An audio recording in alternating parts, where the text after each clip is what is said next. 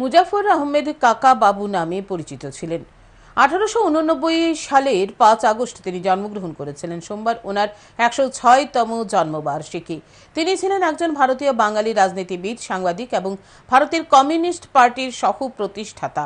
সোমবার তার জন্মবার্ষিকী যথাযোগ্য মর্যাদার সহিত মিলানমারস্থিত সিপিআইএম কার্যালয়ে পালন করা হয়। উপস্থিত ছিলেন প্রাক্তন মন্ত্রী নরেশ জামাতিয়া সহ অন্যান্যরা। উপস্থিত সকলে তার প্রতিকৃতিতে পুষ্পার্ঘ্য অর্পণ করে শ্রদ্ধা জ্ঞাপন করেন।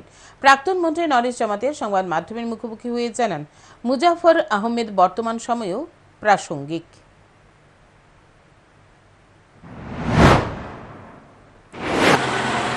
এই সময় কমরেড মুজাফফর আহমদ অত্যন্ত প্রাসঙ্গিক এই কারণে যে মানুষের অধিকার, মানুষের গণতান্ত্রিক অধিকার প্রতিষ্ঠা, ব্যক্তি স্বাধীনতা, এগুলির জন্য উনি আজীবন সংগ্রাম করে গেছেন।